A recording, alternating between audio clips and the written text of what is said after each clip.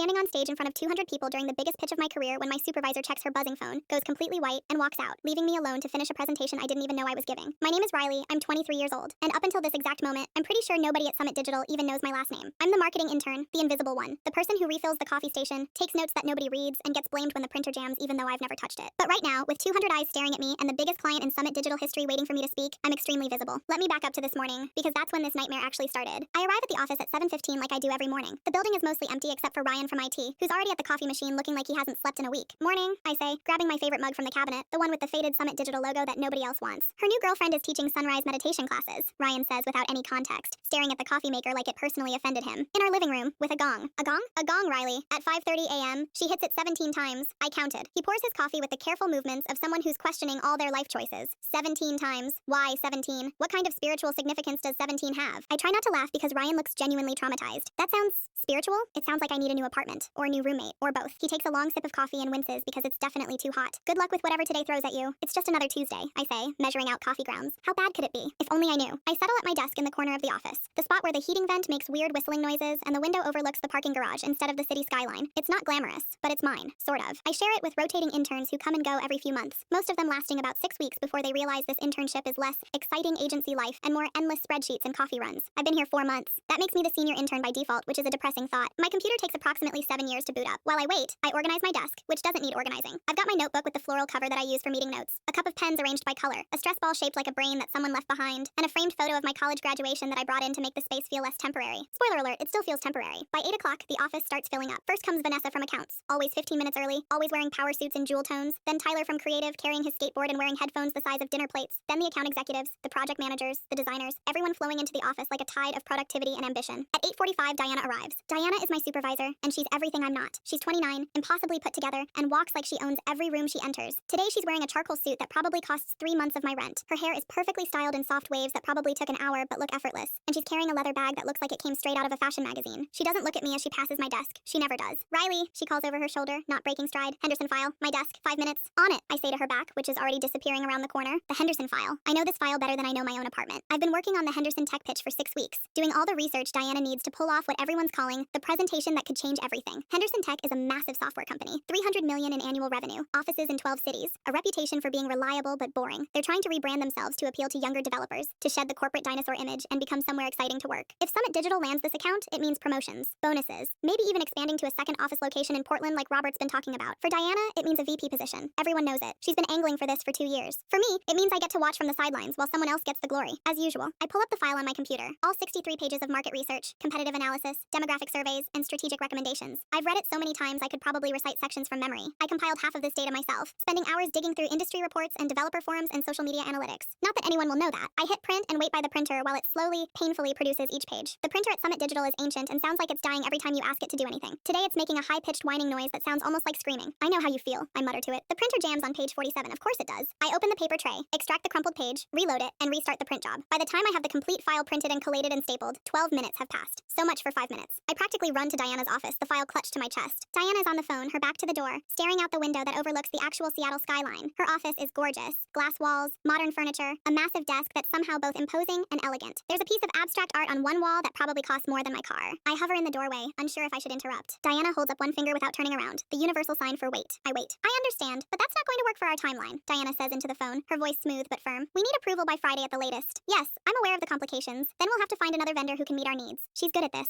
Confident, direct, completely in control. I wonder if I'll ever sound like that. Excellent. Send me the revised proposal by end of day. Diana hangs up and turns around, finally acknowledging my existence. You're late. The printer jammed. I'm sorry. Diana sighs like this is a personal failing on my part. Put it on my desk. I set the file down carefully, making sure it's perfectly aligned with the edge of the desk. Diana glances at it, then at me. Wait, she says as I turn to leave. I freeze. Yes, you're coming to the presentation. I blink. I'm sorry, what? The Henderson presentation? 11 a.m., conference room A. I need someone to advance slides and take notes. Diana is already looking back at her computer, her fingers flying across the keyboard. Be there by 10:45 to set up. My heart does this weird stutter step thing. You want me at the actual presentation? That's what I just said, isn't it? Diana's eyes don't leave her screen. Interns don't go to client presentations. We're not important enough. We're the behind-the-scenes people. The worker bees nobody sees. In 4 months, I've never been invited to anything involving actual clients. Okay, I manage. I'll be there. Diana waves her hand in a dismissive gesture, and I take that as my cue to leave. I walk back to my desk in a daze. My hands are shaking slightly. This is huge. This is the biggest pitch Diana's ever done. The biggest pitch Summit Digital has done in years, according to the office gossip. And I get to be in the room. Sure, I'm basically going to be a human clicker, advancing slides and taking notes that Diana will probably never read, but still, I'll be there. I'll see how it works. I'll watch Diana do what she does best. Ryan appears appears at my desk with a confused expression. Why do you look like you just won the lottery? Diana invited me to the Henderson presentation. His eyes widen. The Henderson presentation? The one everyone's been freaking out about for weeks? That's the one. Wow, that's actually cool. Maybe you're moving up in the world. Or maybe Diana just needs someone to press the space bar, I say, but I'm smiling. Hey, everyone starts somewhere. I started in the server room organizing cables. Now he pauses. Actually, I'm still mostly organizing cables. Bad example, but you know what I mean. The next 2.5 hours move in slow motion. I try to focus on work, but my brain keeps jumping ahead to 11 o'clock. I organize files that don't need organizing. I respond to emails that don't need immediate responses. I check the coffee station 3 times and refill it twice, even though it's not empty. At 10, Diana's assistant, a woman named Caroline who's been here for 8 years and knows everything about everyone, stops by my desk. You're going to the Henderson presentation? She asks. Yeah, Diana asked me to. Caroline nods thoughtfully. Interesting. She must trust you. I think she just needs someone to advance slides. Diana's perfectly capable of advancing her own slides, Caroline says. If she's bringing you, there's a reason. She's testing you. Testing me for what? To see if you can handle pressure. To see if you pay attention. To see if you're worth developing. Caroline leans in slightly. Diana doesn't waste time on people she doesn't think have potential. The fact that she wants you in that room means something. Or she just needs a note taker. Believe what you want, Caroline says with a knowing smile. But I've worked with Diana for 5 years. She doesn't do anything without a reason. At 10:30, I can't sit still anymore. I head to conference room A even though I'm 15 minutes early. The room is stunning. Floor-to-ceiling windows overlooking downtown Seattle. A massive conference table made of dark wood that seats 20 people, and a presentation screen that takes up most of the front wall. The morning light streams in, making everything look like it belongs in an architecture magazine. Someone from the events team, I think her name is Melissa, has already set up. There are water bottles at each seat, notebooks with the Summit digital logo, fancy pens that probably cost more than my grocery budget, and a tray of pastries that look too beautiful to eat. There are mini croissants, fruit tarts, chocolate-covered strawberries, tiny quiches. My stomach growls. I had a granola bar for breakfast at 6:30 and nothing since. You can have one if you want, Melissa says, appearing in the doorway. I always make extra. Are you sure? Positive. The clients usually only eat like 2 things anyway. Corporate people are always too nervous to eat at presentations. I grab a chocolate croissant and take a bite. It's incredible. Flaky and buttery and rich. This is definitely not from the grocery store bakery section. Thank you, I say. This is amazing. My pleasure. Good luck with your presentation. Melissa leaves, and I'm alone in the beautiful conference room, eating an expensive pastry and trying not to freak out. I wipe my hands carefully on a napkin, making absolutely sure there's no chocolate on my fingers, and then I approach the presentation setup. There's a laptop already connected to the screen, and Diana's presentation file is on the desktop. I double-click to open it. The title slide appears, Henderson Tech, a brand transformation strategy. I click through slowly, testing each slide. Slide 1, Henderson Tech's current brand identity, their logo, their color palette, their messaging. Slide 2, market research showing the perception gap, charts and graphs in cool blues and grays. Slide 3, demographic analysis of their target audience. Slide 4, competitive landscape. The presentation is brilliant. Diana's put together a comprehensive strategy that addresses every concern Henderson Tech might have. She's suggesting a complete rebrand, new visual identity, new messaging framework, new social media approach, new content strategy. It's bold without being reckless, innovative without being gimmicky. I keep clicking through. Slide 18 shows the proposed social media rollout. Instagram, Twitter, LinkedIn, targeted ads, influencer partnerships with established tech personalities.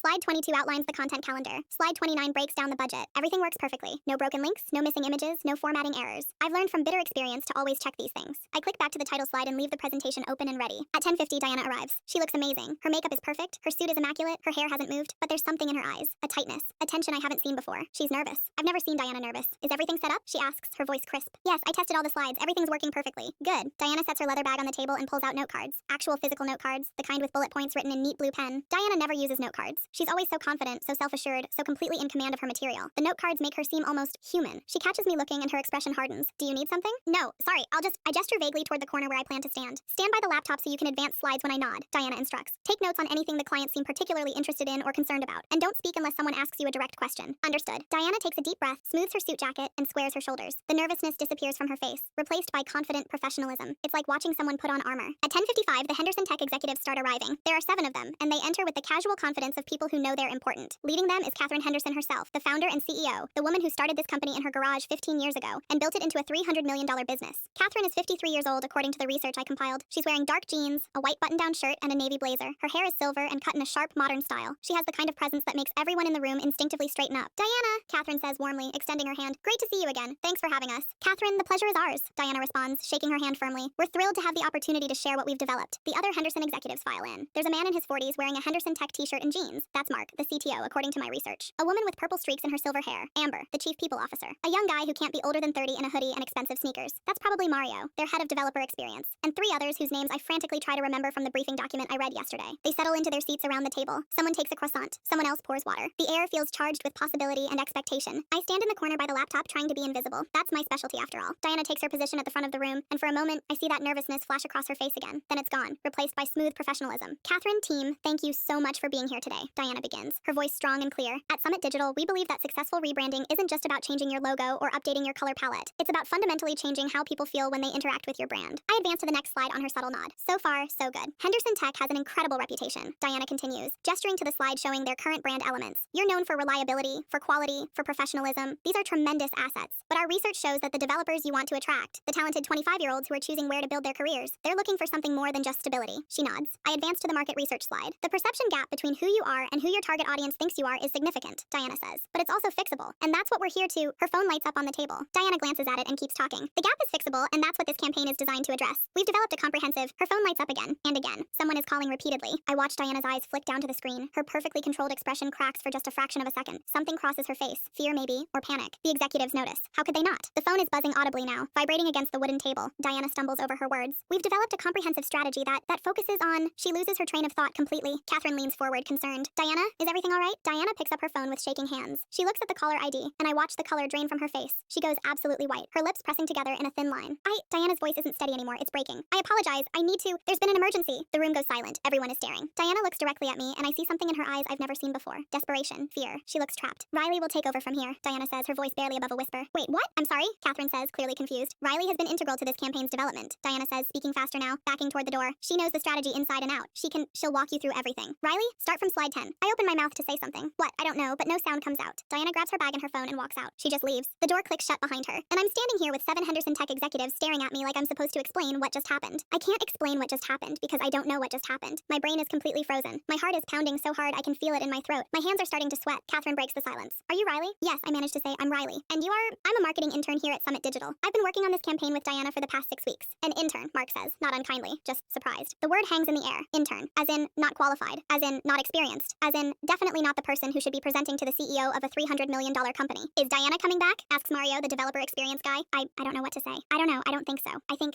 something urgent came up. Catherine leans back in her chair, studying me with sharp eyes that have probably sized up hundreds of business situations more complicated than this. Are you prepared to present this campaign? And here's where something weird happens. I'm looking at these 7 executives. I'm looking at the screen behind me showing slide 9 of Diana's presentation. I'm thinking about how I'm definitely going to get fired for this, and somehow that thought is freeing. Like, I'm already done for. I can't make this situation worse. I might as well go down trying. Plus, and this is the part that gives me a tiny spark of something that might be courage or might be delusion. I know this campaign. I know it backwards and forwards. I compiled half the research. I formatted every single one of these slides. I've read the strategy document so many times I could probably recite it from memory. I know this campaign better than anyone except Diana. Maybe better than Diana. Yes, I hear myself say, and my voice is surprisingly steady. Yes, I'm prepared. Catherine studies me for a long moment. I can see her weighing options, calculating risks, deciding whether to walk out or give me a chance. Then she nods. All right, Riley, show us what you've got. I take a breath. My hands are still shaking, so I grip the edge of the table to steady them. Then I advance to the next slide and begin. So, I start, and my voice only shakes a little. Diana was about to discuss the perception gap we discovered in our research. Let me show you exactly what we found. I click to the survey results slide, the one I personally spent 4 days compiling, calling developers and tech recruiters, analyzing data from job boards and social media. We surveyed 500 developers in your target demographic, ages 22 to 35, currently working at tech companies, actively interested in career advancement, I explain. The words are coming easier now. When we asked them to describe Henderson Tech using 5 words or less, the most common responses were reliable, established, corporate, and safe. I pause to let that sink in. Now, these aren't negative words, I continue. Reliability is good. Establishment means you've been around long enough to prove yourself, but they're not exciting words either. They're not the words that make a talented 26-year-old developer think, that's where I want to spend my career. Mark is nodding. Amber is taking notes. But here's what's really interesting, I say, advancing to the next slide. We ran a second survey with the same 500 developers. This time, we described Henderson Tech's actual work environment, benefits, culture, and projects. But we didn't mention your company name. We presented it as Company X. The slide shows the results. 63% of respondents said they'd be very interested in working for Company X. 42% said it would be one of their top 3 choices. The problem isn't who you are, I say, and I'm finding my rhythm now, the nervousness starting to fade. The problem is that nobody knows who you are. Your reputation doesn't match your reality. You're exciting internally, but boring externally. And that gap, that's what this campaign is designed to close. Catherine is leaning forward, genuinely interested. That's a powerful insight. Thank you. It surprised us too when we first saw the data. I advanced through the next several slides, explaining Diana's strategy for closing the gap. New visual identity, still professional but more dynamic, more energetic. New messaging framework that emphasizes innovation and growth. New content approach that showcases the actual work being done. The executives are engaged, asking questions, and I'm answering them. Somehow I know all the answers. All those boring tasks I've been doing, organizing data, researching competitors, analyzing industry trends, it all clicks into place. I'm not just regurgitating information, I'm actually understanding it. But as I'm presenting, I start to notice things about Diana's strategy that I never really thought about before. Places where the approach is safe, conventional, the kind of strategy that works but doesn't excite. We reach slide 18, which shows the proposed social media rollout. Instagram, Twitter, LinkedIn, paid advertising, influencer partnerships with established tech personalities. This is Diana's recommended social media approach, I say, and then I do something I would never normally do. I pause. It's a solid strategy, I continue. It would definitely reach your target audience, but every single person in the room is suddenly paying very close attention. Catherine raises an eyebrow.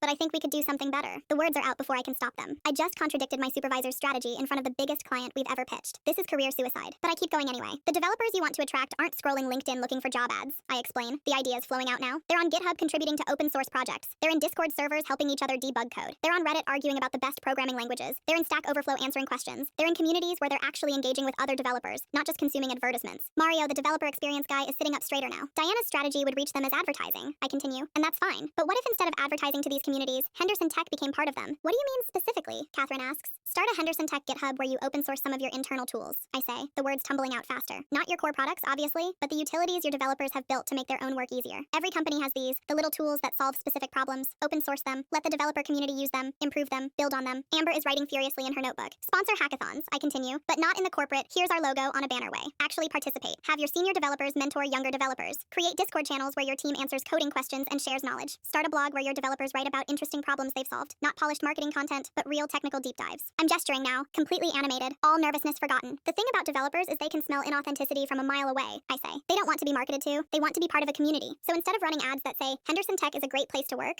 create content and initiatives that prove it. Show developers actually solving problems. Share the messy middle of product development, not just the polished final result. Make Henderson Tech feel less like a corporation and more like a community. That happens to also be a company. I finally stop talking and realize I've been basically giving a TED talk for the past 5 minutes. My throat is dry. My heart is pounding again, but this time it's not from fear. There's a moment of silence. Then Catherine Henderson starts laughing. Not mocking laughter, delighted laughter. That, she says pointing at me, is exactly the kind of thinking we've been looking for. The whole reason we wanted to rebrand is because we know our current approach isn't working. We don't need safe and conventional. We need innovative and authentic. Amber is nodding enthusiastically. The GitHub idea is brilliant. We've been talking internally about open sourcing some tools, but we've been nervous about it. If it's part of a larger community building strategy, though, it changes the entire narrative, Catherine finishes. We're not just giving away free tools. We're investing in the developer ecosystem as a whole. We're showing that Henderson Tech cares about developers, not just as potential employees, but as a community. Mario is grinning. This is the first time an agency has actually understood how developers think. Usually we get recommendations for LinkedIn campaigns and corporate Instagram accounts. This feels real. I feel like I might pass out, but in a good way. There's more in the presentation, I managed to say. Should I continue? Absolutely, Catherine says. Keep going. So I do. I walk them through the rest of Diana's campaign, but as I go, I keep adding these modifications, these improvements, these ideas that have been building in my head for weeks while I was compiling research and formatting slides and feeling invisible. When Diana suggested a corporate blog with carefully curated content, I suggest adding a developer diaries section where Henderson Tech engineers write about their actual daily work, challenges, failures, solutions. When Diana outlined a traditional influencer partnership strategy, I suggest instead building relationships with developers who are already active in open source communities, not as paid sponsors but as genuine collaborators. When Diana proposed a polished video campaign showcasing your offices and amenities, I suggest creating behind-the-scenes content that shows how your teams actually work. Stand-ups, code reviews, problem-solving sessions, the real stuff that developers care about. The executives are eating it up. They're asking questions, and I'm answering them. And somehow I know all the answers. Every boring task I've done over the past 4 months, the data entry, the research, the competitive analysis,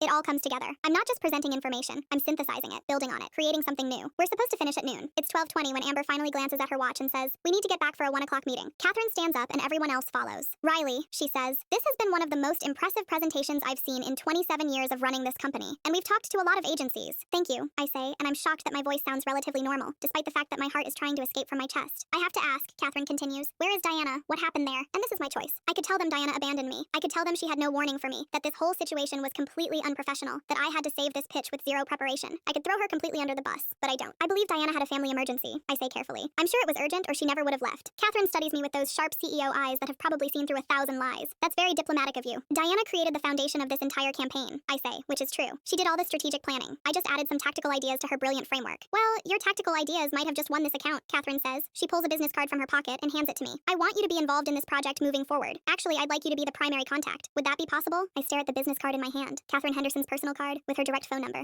Yes, I manage. Yes, that would be possible. Excellent. We'll be in touch with Summit Digital by end of day. Catherine shakes my hand, her grip firm and confident. You did really well today, Riley, especially considering the circumstances. The other executives file out, several of them stopping to shake my hand and compliment the presentation. Amber gives me her card too and tells me to email her some articles about community building in tech. Mario fist bumps me and says, that was awesome. Seriously, when they're gone, I stand alone in the conference room. The beautiful conference room with the floor-to-ceiling windows and the expensive pastries and the massive presentation screen, still showing slide 38 of Diana's campaign. Diana's campaign that I just completely transformed in front of the biggest client in Summit Digital history. I'm going to get fired. I'm definitely going to get fired. My phone buzzes in my pocket. Diana, Riley, my office now. My stomach drops to my shoes. I walk through the office on shaking legs. People are staring at me. The conference room has glass walls, so apparently half of Summit Digital watched the entire presentation, or at least parts of it. Tyler from Creative stops me in the hallway. Dude, he says, eyes wide. That was insane. You just took over Diana's presentation. Yeah, I say weakly, I did. You're either getting promoted or fired, possibly both. Thanks, that's really helpful. Just being real. But for what it's worth, I thought you were great. The whole GitHub thing, that was smart. I barely register his words. I'm too focused on not throwing up. I reach Diana's office. The door is closed. I can see her silhouette through the frosted glass,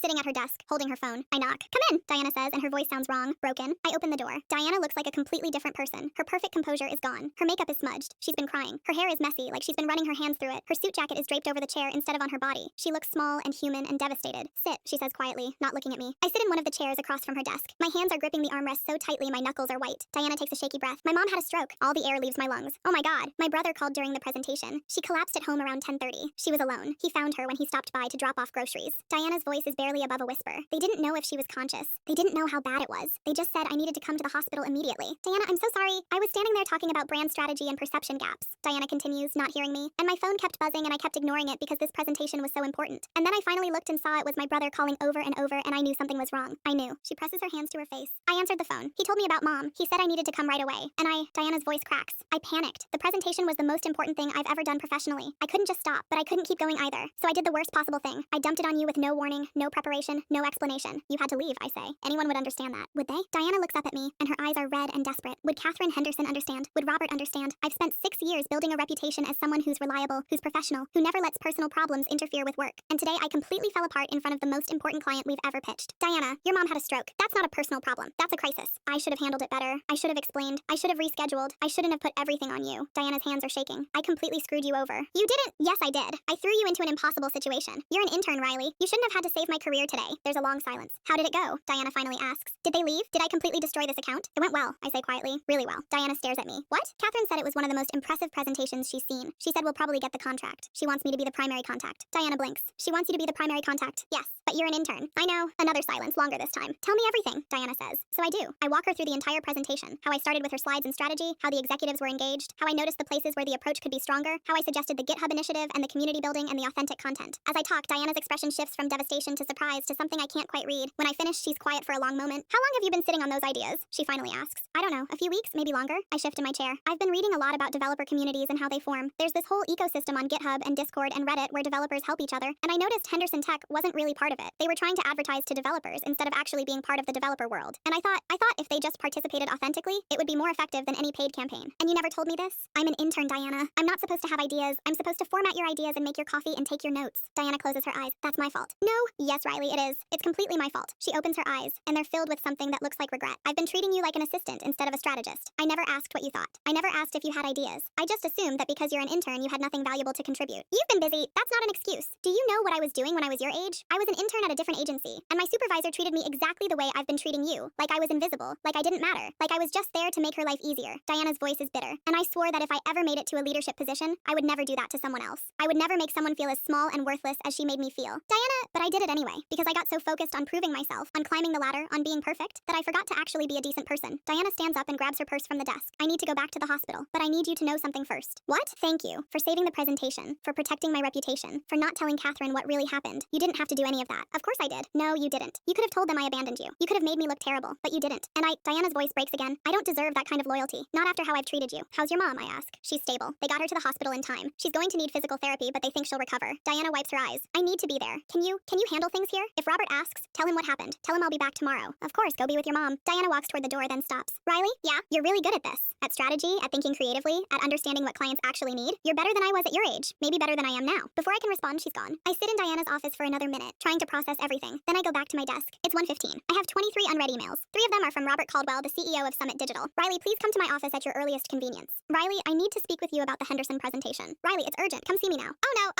Robert's office is on the top floor in the corner with windows overlooking both the city and the water. His assistant, a middle-aged woman named Patricia who's been with him for 15 years, looks up when I approach. Go right in, she says. He's expecting you. I walk in on legs that don't feel entirely stable. Robert is standing by the window looking out at the Seattle skyline. He's in his late 50s with gray hair and the kind of steady, calm presence that makes you instinctively trust him. He built Summit Digital from nothing 20 years ago, back when digital marketing was still a weird new concept that traditional agencies didn't take seriously. Riley, he says, turning around. Sit down, please. I sit in one of the leather chairs facing his desk. My heart is pounding so hard I can hear it in my ears. I watched your presentation, Robert says, sitting down across from me. The conference room has glass walls, and I had a pretty good view from up here. Mr. Caldwell, I can explain. He holds up a hand. Let me finish. I've been in this business for 27 years. I've built this agency from 2 people in a shared office space to 73 people across 2 floors. I've seen thousands of presentations in that time. Thousands. I brace myself for the firing that's definitely coming. What you did today, Robert continues, was one of the best presentations I've ever witnessed. Not just good. Not just impressive for an intern. One of the best I've ever seen. Period. I blink. I'm sorry, what? You stepped into an impossible situation with no preparation, and not only completed the presentation, but improved it. You showed strategic thinking, client awareness, and the ability to innovate under pressure. Those are the qualities we look for in senior strategists, let alone interns. I did what I had to do. No, you did more than that. You could have just clicked through Diana's slides and called it a day. Instead, you recognized opportunities to strengthen the strategy, and you had the courage to speak up about them. Robert leans forward. Diana came to see me before she left for the hospital. She explained about her mother and apologized for the situation. She also told me something interesting. What? She said we've been wasting your talent, that we've been treating you like an administrative assistant when we should have been developing you as a strategist. Diana said that? She did. And after watching you today, I agree completely. Robert picks up a folder from his desk and slides it across to me. I want to offer you a full-time position as a junior strategist, effective immediately. My brain stops working.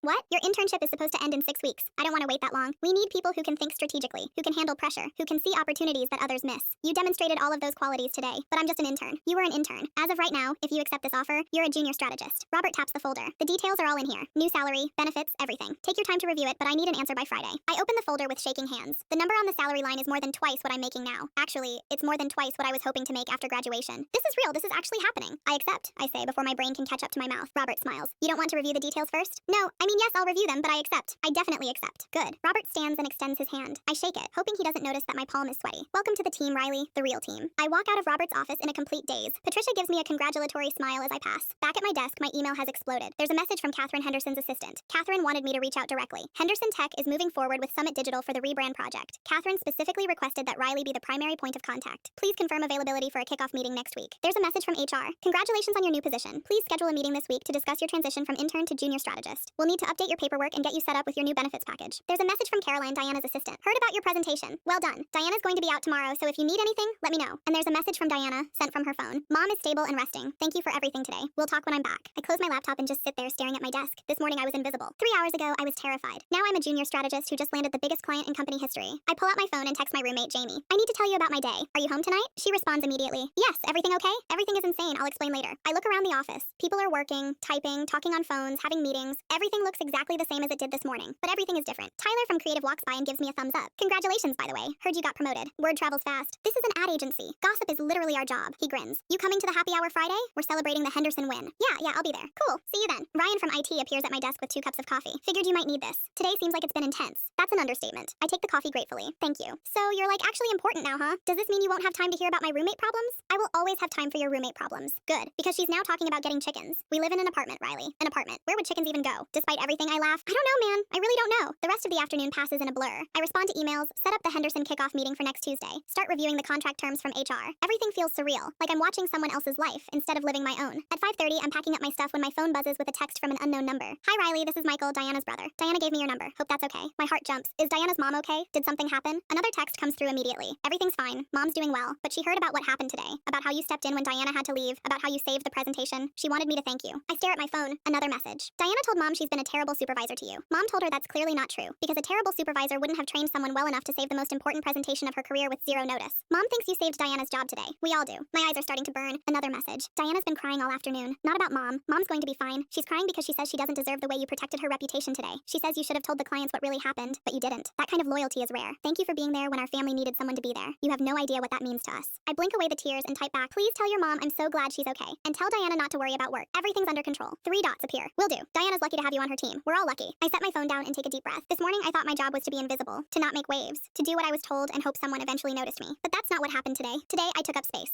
I spoke up. I shared ideas I'd been sitting on for weeks because I thought I wasn't important enough to contribute. And it changed everything. I pack up my bag and head out. As I'm leaving, I pass conference room A, the room where everything happened. The pastries are gone. The water bottles have been cleared away. The presentation screen is dark. It looks like just another conference room. But for me, it's the room where I stopped being invisible. That evening, I meet Jamie at our apartment. She takes one look at my face and says, okay, tell me everything right now. So I do. I tell her the whole story. Diana walking out, the executives staring at me, the presentation I somehow pulled off, the ideas I shared, the promotion Robert offered. When I finish, Jamie is staring at me with her mouth open. Riley, she says slowly, you basically saved your company's biggest deal ever and got promoted in the same day. Do you understand how insane that is? It doesn't feel real. It's real. You did that. You. Jamie grabs my shoulders. Do you understand what just happened? You went from intern to strategist in 1 day. It's not just 1 day though. I've been learning for 4 months. I've been watching and paying attention and absorbing everything. Today was just when I finally got a chance to show it. Still, this is huge. We need to celebrate. I'm ordering pizza. The expensive pizza, not the cheap pizza, and I'm opening the wine we've been saving. We were saving that for a special occasion. This is a special occasion. Jamie pulls out her phone. You're getting promoted. You landed a huge client, and you did it all while your boss was having a family crisis. If that's not special, I don't know what is. We order pizza. We open the wine. We sit on our secondhand couch in our tiny apartment and eat and talk and laugh. Can I ask you something? Jamie says after her second glass of wine. Of course. Were you scared when Diana left and you were standing there alone? Terrified. I admit, my hands were shaking. My brain was screaming at me to run away. I was sure I was going to fail spectacularly in front of 200 people. But you didn't run? No, I didn't run. Why not? I think about it. Because I realized I had 2 choices. I could panic and give up and let Diana down and let Summit Digital down, or I could try. And even if I failed while trying, at least I'd know I gave it everything. That's brave, or stupid. Bravery and stupidity are basically the same thing, Jamie says. The only difference is the outcome. I laugh. That's weirdly philosophical. I'm drinking wine. I'm allowed to be philosophical. She refills her glass.